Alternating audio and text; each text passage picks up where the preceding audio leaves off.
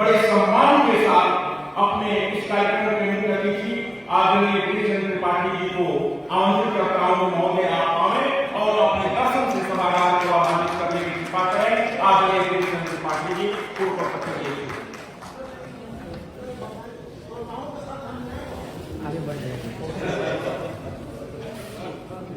राष्ट्रीय एकता मंच द्वारा आज जिन महापुरुष की जयंती आयोजित की गई है उनके चरणों में साष्टांग बंदन। मंच पर उपस्थित आज के कार्यक्रम की अध्यक्षता कर रहे आदरणीय पांडे जी, अभी जिनका वक्तव्य बयान करना आदरणीय शुक्ल जी, आदरणीय उपाध्याय जी, मिर्जा साहब और संचालक कर रहे शुक्ल जी, यहाँ बैठी हमारी सभी सम्मानित बहनें और बंधुओं। शुक्ल जी ने काफी विस्तार से चीजों को रख दिया है, इसलिए बहुत ज्यादा उस पर व्याख्यान की आवश्यकता नहीं है। मैं तो केवल इतना कहना चाहूंगा कि हमारे पूर्वजों ने, ऋषियों और मुनियों ने अपने शरीर को प्रयोगशाला बनाया और इस सृष्टि के सत्य और रहस्य को जानने के लिए उन्होंने अपना पूरा जीवन समर्पित कर दिया और वे सफल हुए। तब कहा गया ऋषियों में प्रतिष्ठा है। उन्होंने किसी पुस्तक में चीजों को नहीं पढ़ा, अपने शरीर के अंदर ही चीजों को समझा और तब उन्होंने जो इस सृष्टि के सत्य और रहस्य का साक्षात्कार किया, उसके आधार पर एक दर्शन, दृष्टि और विचार निर्माण हुआ जिसका नाम भारत है। भारत एक भूखंड भी है, पर केवल भूखंड नहीं है। भारत एक दर्शन है, दृष्टि है, विचार है और वह दर्शन, दृष्टि, विचार हमारे जीवन के हर क्षेत्र के मूल में प्रतिष्ठित है। सामाजिक जीवन हो, आर्थिक जीवन हो, राजनीतिक जीवन हो, सांस्कृतिक जीवन हो, यहाँ तक कि विज्ञान और तकनीक के मूल में भी वही दर्शन, दृष्टि और विचार है। जो कहता है science and technology is for society, society is not for science and technology. और वह दर्शन, दृष्टि, विचार जो उन्होंने निर्माण किया, उसी का नाम सनातन धर्म है। सनातन धर्म पूजा पद्धति भी है, पर पूजा पद्धति ही नहीं है। सनातन धर्म एक दर्शन है, दृष्टि है, विचार है। गीता में जो 10 लक्षण धर्म के गिनाए गए, उनमें कहीं भी पूजा पद्धति का उल्लेख नहीं है। दत्तेश्वरा का दोस्त आ गया और वह दर्शन, दृष्टि, विचार जिन सिद्धांतों का निर्माण करता है, वो पहला सिद्धांत कहता है यह त्रिवे तत् ब्रह्मांडे। अगर आपको शरीर समझ में आ जाएगा तो आपको पूरा ब्रह्मांड समझ में आ जाएगा। इतना ही नहीं, उन्होंने एक बात और कही जो हमारे सिद्धांत के मूल में है, आप बना प्रतिकूलानि परेशान न समाचरे। जो बात आपको खराब करती है वह दूसरों के साथ मत करिए। अगर क्या व्यवहार हमारा बन जाए, हमें यह कर्तव्य बोध हो जाए, तो फिर किसी को अपने अधिकारों की चिंता करने की आवश्यकता नहीं। यही भारतवर्ष था, ये अधिकार प्रधान देश नहीं था, ये कर्तव्य बोध पर आधारित समाज था। और अगर हमें अपने कर्तव्यों का बोध हो जाए तो फिर किसी को अपने अधिकारों की चिंता करने की आवश्यकता नहीं।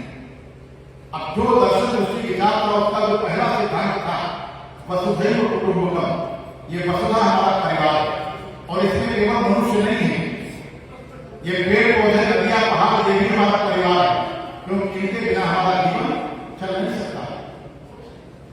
आज वन और वन्यजीव ये भारत ही है जहां नाग की भी पूजा होती है, गज की भी पूजा होती है, तुलसी की भी पूजा है, पीपल की पूजा, गंगा की पूजा और पत्थरों की भी पूजा होती है। ये भारतवर्ष है, क्योंकि हम सब एक दूसरे के पूरक है। और वसुधैव कुटुंबकम जो उन्होंने कहा, उसके मूल में भी फिर एक सिद्धांत है, निर्गुण निराकार। भी हमारे शुक्ल जी लिखा है, निर्गुण निराकार ब्रह्म में बनने का विचार, मैं अकेला हूं, अनेक रूपों में प्रकट हूं, सृष्टि के निर्माण का आधार है। इस सृष्टि की रचना कैसे हुई? निर्गुण निराकार ब्रह्म के मन में विचार आया कि मैं अकेला हूं, अनेक रूपों में प्रकट हूं, और उसी से सृष्टि का निर्माण हुआ। इसलिए पंच तत्वों से हमारा शरीर निर्मित है, शीत, जल, पावक, गगन, समिया, और इन्हीं तत्वों से यह सृष्टि भी निर्मित है। इसलिए हमारे उन्हीं ऋषियों और मुनियों ने कहा कि यह सृष्टि परमात्मा का विग्रह है। और जब यह सृष्टि परमात्मा का एक हैं, एक परिवार है। और परिवार हमारे जीवन के विकास का आधार बना, तो परिवार में अगर कोई एक व्यक्ति भी दुखी है तो फिर कोई सुखी रह सकता है?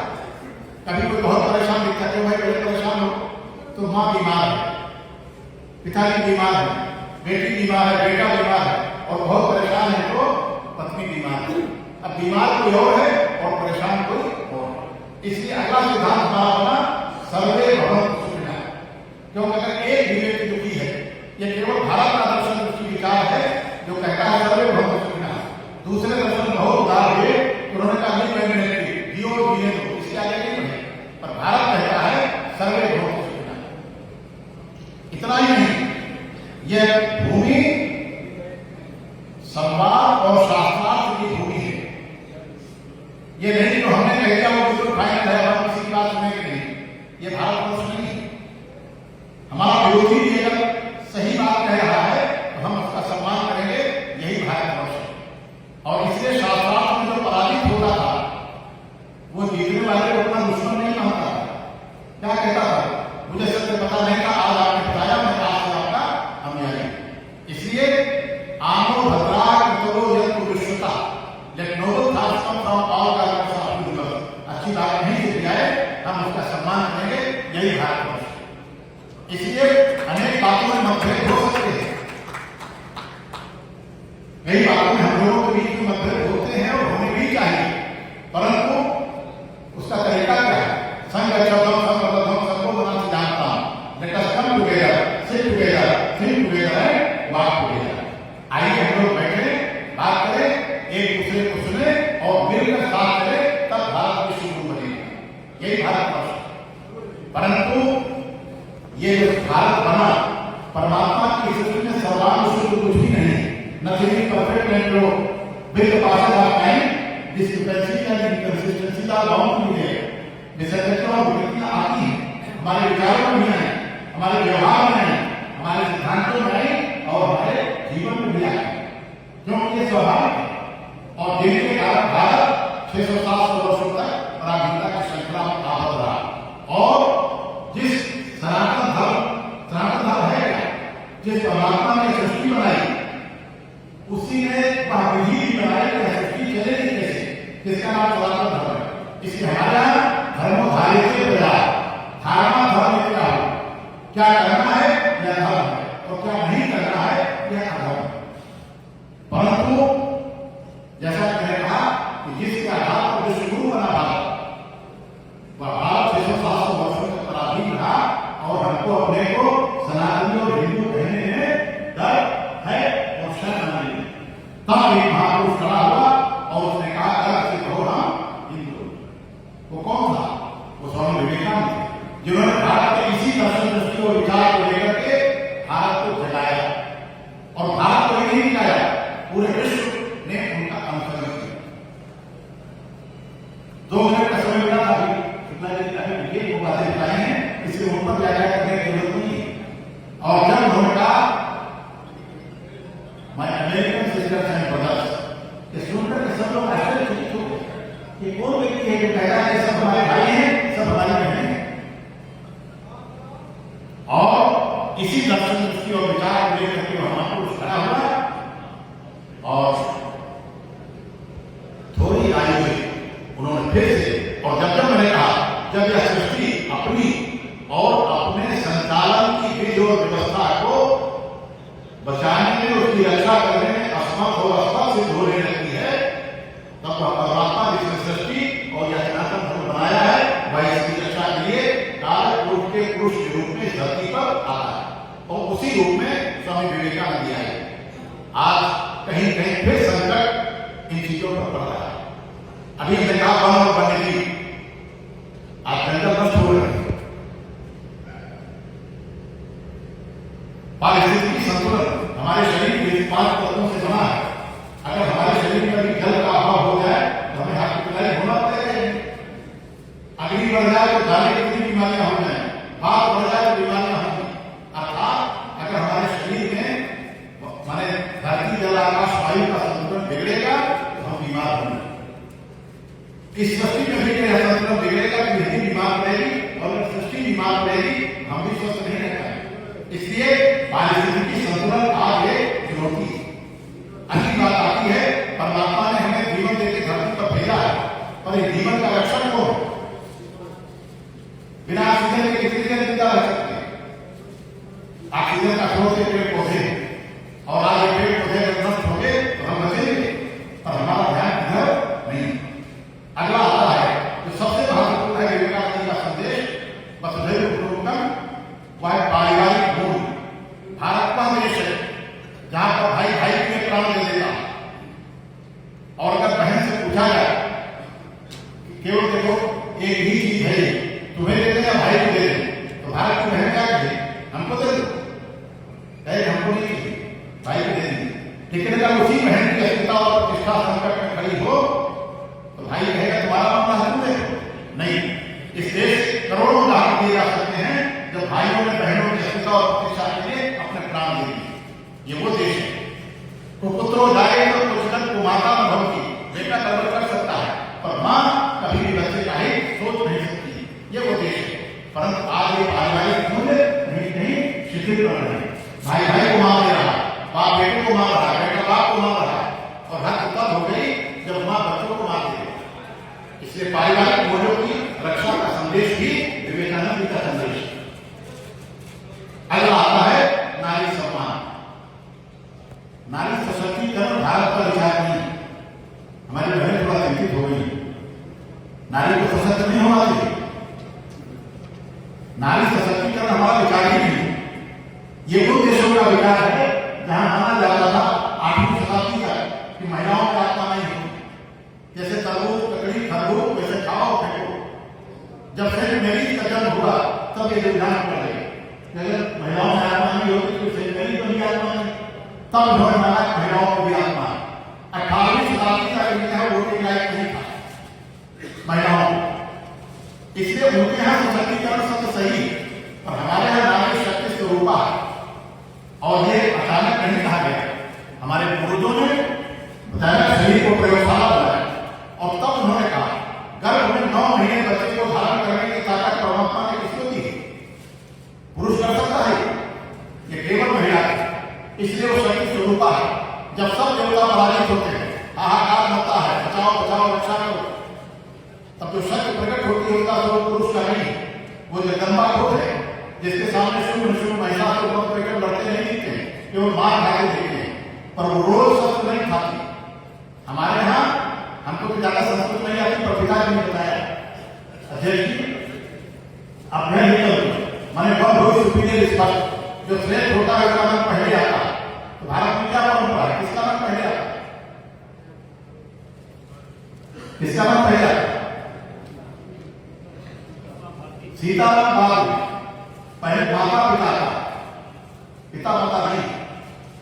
फिर सीताराम, राधेश्याम, भवानी शंकर, गौरी शंकर, गिरिजा शंकर, लक्ष्मी नारायण, हमेशा पहला का नाम पहले आता है। 3 ऋण हमारे यहाँ बताए गए। पहला ऋण कौन है? मातृ ऋण, फिर पितृ ऋण और गुरु ऋण। गुरु ऋण तो दक्षिणा के लिए मुक्त हो गए, पिता के ऋण से भी शादी करके आपने संतान उत्पन्न कर दी, मुक्त हो गए। पर भारत के शास्त्र कहते हैं कि मां के ऋण से मुक्त होने का कोई विधान नहीं, आप कभी मुक्त नहीं हो सकते। अभी शुक्ला जी चर्चा जारी नहीं करता है, उनसे बड़ा अपराध मैं नहीं मानता हूं। 32 वर्ष की आयु में जिसने सनातन धर्म को बिना तलवार उठाए स्थापित कर दिया, ऐसा अवतार अद्भुत अवतार। उनकी मां का निधन हो गया, वो भागते हुए आ गए। उन्होंने कहा मां का संस्कार मैं खुद करूंगा। सन्यासियों ने विरोध किया, क्या सन्यासियां पत्नी का स्पर्श नहीं कर सकते? उन्होंने कहा मां पर कोई नियम लागू नहीं होता, मैं करूंगा। और उन्होंने अपनी मां का संस्कार किया है। ये भारत वर्ष है। अच्छा, महिला कौन सशक्त है? क्योंकि वो अधिकारों के मामले में पुरुष से बहुत कर्तव्य के मामले में पुरुष से बहुत आगे है, इसलिए वो बड़ी है। पूरे रामचरितमानस में कौशल्या कभी नहीं बोलती, पर पुत्र को राजा अभिषेक के लिए बनवास हो गया तो जो कहती उसे पता लगता है कौन बना। जब केवल पितवाय बताता तो जंजाल जान बढ़ जाता। अगर केवल पिता ने कहा जाने तो जाने की जरूरत नहीं, जाके बता दो, मतलब है ओवरलोड इसी में। ओवरलोड कौन करता है? पीएम के आदेश को नहीं या मुख्यमंत्री के आदेश को कलेक्टर। लेकिन अधिकार वो नहीं, कर्तव्य वो नहीं। जैसे राम ने कहा केवल पिता का आदेश नहीं, मां भी है, माने कई भी है, तो कौशल्या स्टैंड फिट रहा। जो मां